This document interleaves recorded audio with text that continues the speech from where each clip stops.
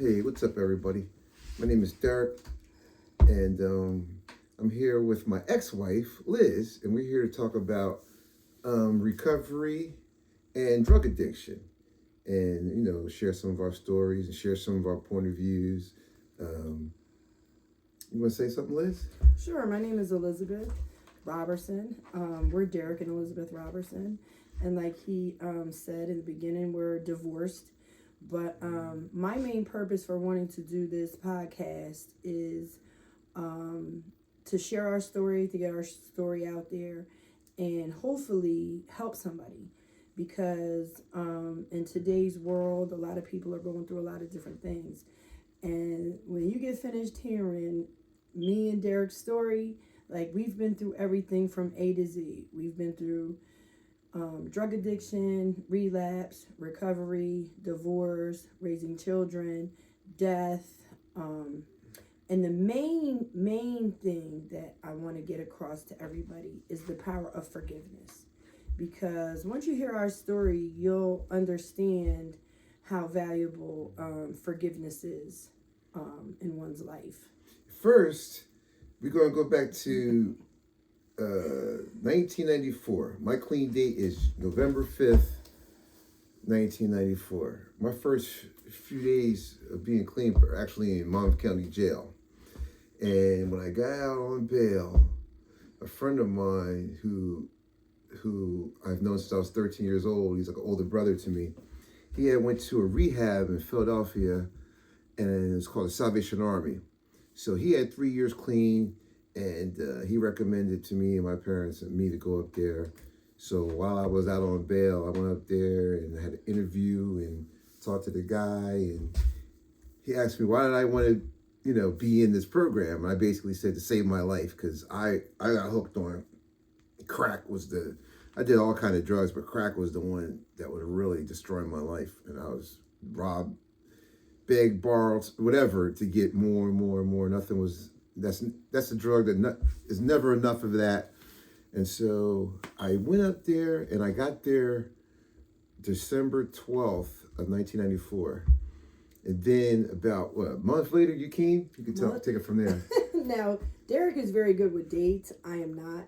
And you came about January. I came about January of the next year. And I went to the Salvation Army. I had just came out of domestic. No, I didn't come out of domestic violence. No, that was later. You put through so much. Can't keep. See, when Derek and I first started talking about doing this podcast, I said to him, we were talking about some of our stories.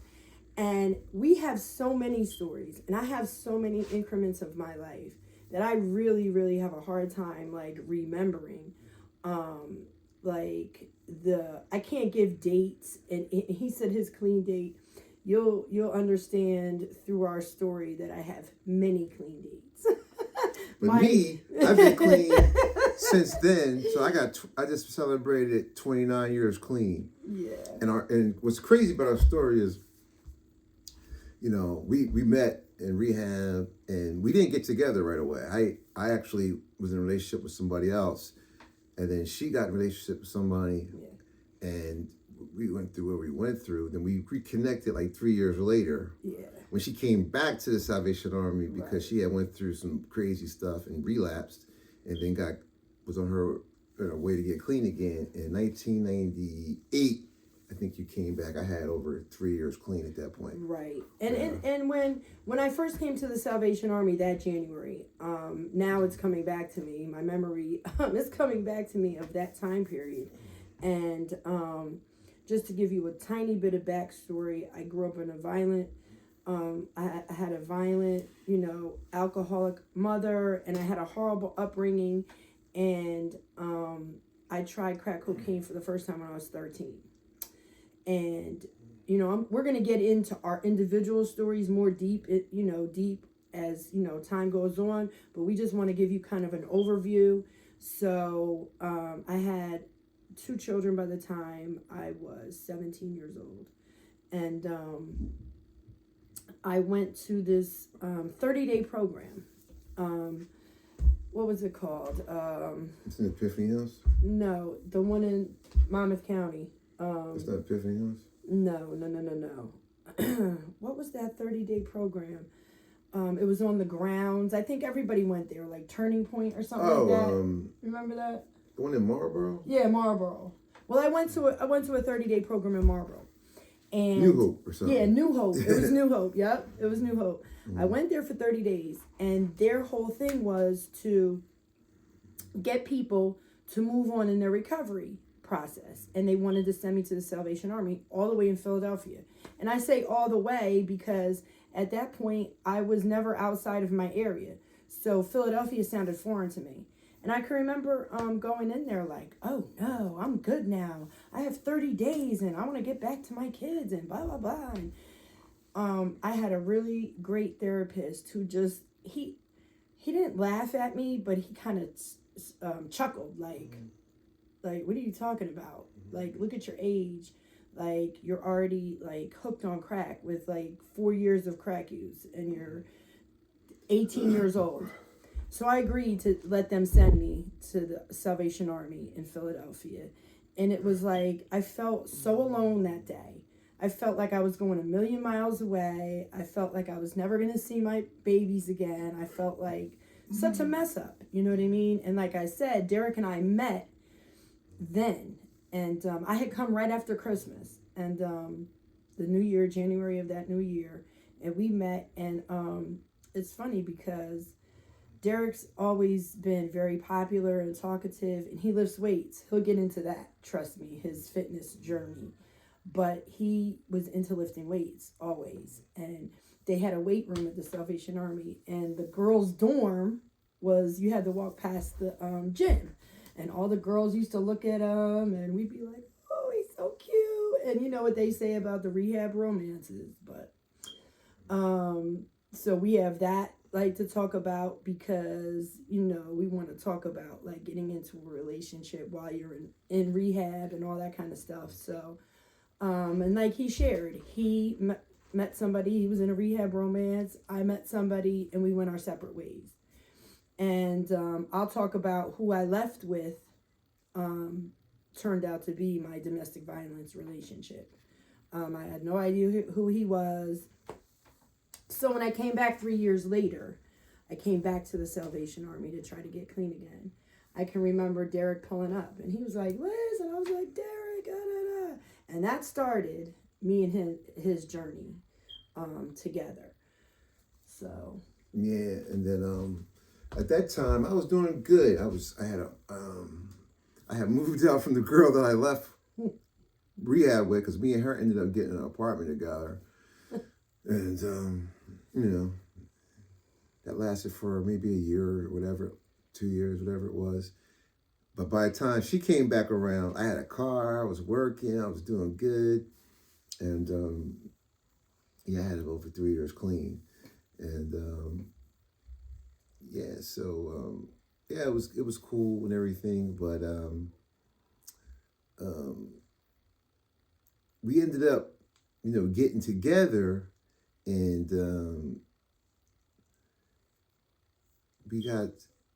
she had a son, and so eventually, I think you came to live with me for a while. Yeah, she came to live with me in my apartment for a while. I was doing good. I got a job and everything. And then there came time for her to get her son back because the other kids were already somewhere else. Because mind you, when we met, I had 4 children at that time.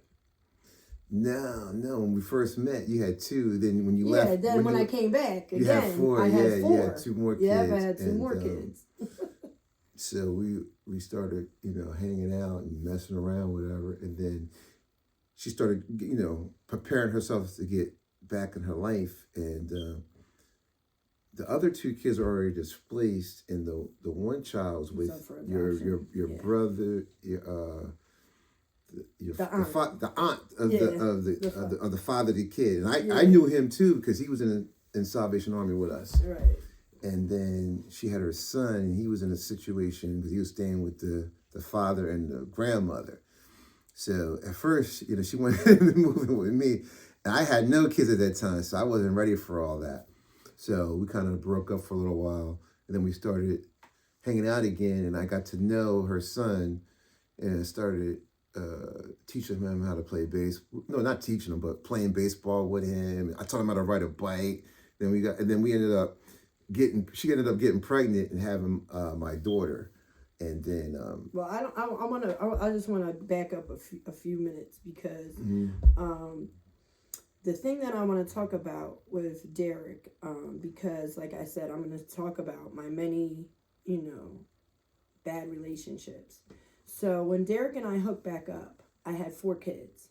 So I had already like put in my head, like, who's going to want you with 4 kids? But my situation with my kids, and I'll get into that later on too, was bad. They were going to basically sever my parental rights to my oldest 2. And I had given up 1 for adoption to her aunt. And then I had my son, like Derek said. But when Derek first came on the scene, I want to share this with everybody. He was a complete gentleman, complete opposite. Like I just came out of a domestic violence where I was getting beat up every day, basically. And Derek was the complete gentleman and the complete opposite. And it wasn't about sex. So when, he would come and get me and we would take drives. And, every night I had this girlfriend back at the Salvation Army. Every night I would meet up with her in the bathroom and she'd be like, well, how was it? What was going on? And blah, blah, blah. Did you guys do it yet? And I'm like, no. And I didn't know what to think about that. And that just explains where my self-value was. My self-value was in the trash can because, I was so used to getting with men that, they wanted to sleep together the first night. You know what I mean? And I actually asked Derek one time at a car wash. We were in the car wash. We went to the car wash. We had a nice day, went out to eat, took a drive, and he wanted to wash his car. So we're in the car wash, and I just blatantly came out. And I'm talking about months. It was a couple months of this. And I laugh at that now because I was like, wow. Like, I just really remember that being so foreign. And for all the women out there, like, like I said, I really want to get into like loving self and self-worth, but that comes way later. But anyway, I asked him, I said, Derek, like, what's up? Like, do you like me? And he was like, yeah, I like you. And I'm like, well, do you like me enough to, whatever? And he was like, yeah, of course. And, we went right to his apartment and I went back to the Sally that night and I hooked up with my girlfriend. And what I said to her came true. I said, yeah, we finally did it. And yeah. I was the man. He's going to be my husband. That's exactly what I said. That's how good I am. He's going to be my husband. But just to throw something out there, like for men, like just trying to get with a girl. I mean, that's one thing. But if you want to hook up with somebody like on a deep level, get to know them. Yeah. Like spend time with them, and so like then, like who you're dealing with and if it's worth it and you want to take it further than just like hanging out and having a good time. But if you want to go and then we even though her background was what it was and mine, we became tight. We became real close. And it came time for me to finish the Salvation Army and I didn't have anywhere to go. I didn't want to go back to my violent relationship. And, Derek had an apartment by then. So I moved in with him. Mm-hmm. And speed up to when it was time to get custody of my son. I went to court and he had come over to the apartment too. Because she had because she wanted to get her son back, and I told her I wasn't sure if I'm ready for all that. I didn't have kids, none of that yet by that time. So she got her own place. Yeah, I moved out. Well, I remember that day though. Let me say this: I remember that day that he told me.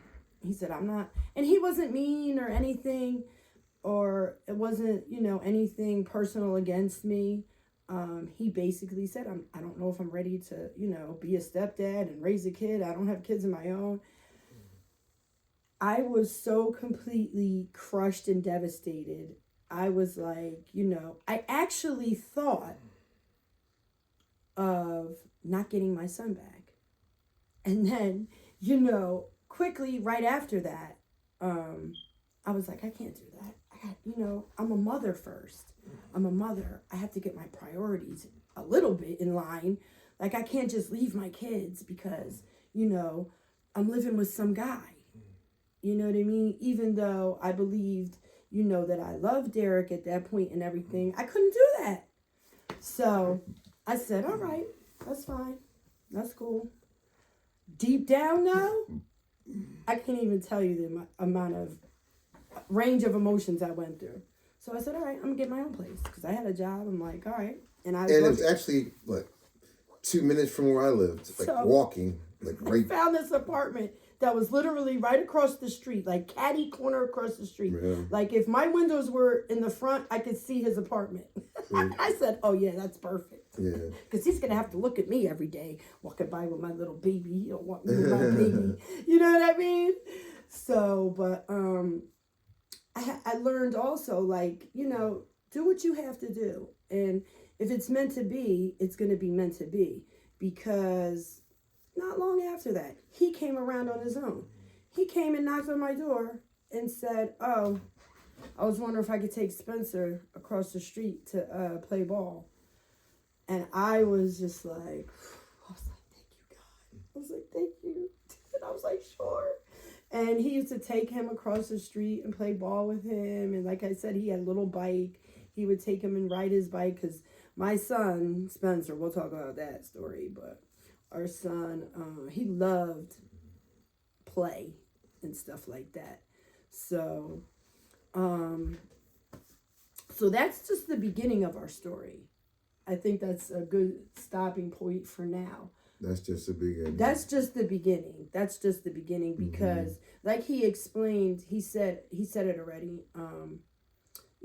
Once he started doing that with Spencer, we started hooking back up together too, and I got pregnant again. Mm-hmm. And I'm just gonna we can share this. My first pregnancy with Derek, I told him I was pregnant, and he was so happy, and that was foreign to me because remember I got 4 kids with 2 different men who didn't care about their kids at all, just left them, left us, left the whole scene. So now I have this guy, and he. Like, when I told him I was pregnant, he was actually elated, and he was excited, and it was like, something that I never experienced before. And unfortunately, I had to go for an ultrasound. I went for an ultrasound. He was at work. I went for an ultrasound, and the pregnancy didn't work out. I wound up having this crazy pregnancy that only 1 in a million women have. Tubular or something, right? Yeah, where the sperm and the egg meet and it disintegrates, but my body still thought I was pregnant. And I called him, and he came and picked me up from the appointment. And I looked at him and I told him, and he cried. And I cried because he was crying, and I just felt so bad. And I was like, I just thought that was the end. I thought, like, God isn't going to let me have other kids because I lost my other kids, my first 2 kids, and I gave one away for adoption. I was like, God isn't going to let me have any more kids. And now he's not going to want to be with me because I'm not going to have another baby. I just went through so many crazy emotions. But then you got pregnant. I did get pregnant again. Here's the thing. She didn't tell me she was pregnant. Yeah, I didn't tell him because I wanted to make sure. I got pregnant maybe a month and a half after that. Then they told you it wasn't going to work out. They said it was, all these problems, the cervix or something. Yeah. There was a lot of problems. There was a lot of problems. They didn't think, they actually recommended you to get a... tubular. To get my tubes tied. No, to get the, we call that abortion, right? Oh. Because they said it wasn't going to... Oh, yeah, that's right. I forgot about that. They said it wasn't going to work out. Something about your cervix was open. And yeah. It was wasn't it like because I had... a blood clot or something? It was something. It was a couple of things. Yeah. But time went by, you kept getting checked, and all of a sudden, like 5 months later, they said, the cervix is closed, and the baby is good, and the heartbeat, and the baby's here. And to mind you, I didn't know she was pregnant the whole time. Yeah, I didn't tell him because I didn't want... He was so devastated from the first one. And because I got pregnant so close after all of that, like my cervix didn't close like he said, and there was all these... Every appointment I went to, there was a problem. I was like, oh my God. I'm not going to tell him. I'm like, I'm just going to do it, and, you know, whatever happens, and maybe I'll tell him later on down the line. But I'm like, I'm not gonna and then you go through that. And then eventually, and then it worked out. Like 5 months pregnant, I was. She comes and tells me I'm pregnant, and it's 5 months. I was like, what? And then all of a sudden, I didn't know that she was pregnant. I don't know. And then all of a sudden, as soon as she told me she was pregnant, then she looked pregnant. I was like, what the hell? Like the next day, it was weird. But then I told him the story and the reasoning of why I didn't tell him, because the look on his face when I told him, yeah, and I'm 5 months, he was like, what? Like, what do you mean? Yeah. And like I said, I took him we went out to, where did we go? What was that place called? That breakfast, our best, one of the breakfast places we used to love to go to. And I told him I'm pregnant. And it was just, we're going to stop with that. I think we should stop with the pregnancy with Giovanna. All right. And, because we're 20 minutes in, but we just wanted to introduce ourselves, get ourselves out here. Plus, this is a roller coaster ride. Like, you don't even know. This is just the tip of the iceberg. We got divorced in 2004, and I ended up. She went through jail and drug addiction and homelessness and all kinds of stuff. Yeah. I ended up raising the kids for a while. And then my parents took them in 2005 for about 4 years because I lost my job, but then I got into the operating engineer's apprenticeship program. So my parents came from Georgia to help me out, and then my uncle died, and they said, look, why don't we take the kids, we'll put them in school, and we wrote a contract out, my parents, every year, like 1 year at a time. And they would take them on vacations and just whatever. And I would go down there once a year and they would come. So my birthday is June 25th and Christmas is December 25th. So I would see them every Christmas and every time it was my birthday. So that's 6 months exactly apart. So they would go to Georgia. I would go to Georgia once a year and they would come to Philly once a year. And then we did that until I ended up meeting my second wife in 2008 around Christmas time, and then I got remarried in 2009, and then we all moved in together, and we ended up moving to Cherry Hill, New Jersey, and that's another story. See, like, I wanted to stop there because, like, we plan on doing this. We hope this catches on. We want to get our story out there because, like I said, when you get finished watching or hearing our story, my hope is that it'll catch on, and then we can, you guys can start asking us questions, and maybe we could do a couple podcasts like Q&As where we can answer questions of you guys. But we just wanted to get ourselves out there because addiction is at skyrocket rate right now. Suicide is at a skyrocket rate. Suffering, it's getting worse. Mental illness, depression, drug addiction, like I said, the fentanyl, and he just went through all those dates, and it's getting ready to be 2024, and him and I still sit together. We both got remarried and divorced, and we had another child, Olivia. It's a lot of stuff that happened, and then the relapse. I really want to talk about when I first relapsed and the devastation that it did on our marriage, and all of that, because when I got pregnant with Giovanna, we weren't even living together. We were not married.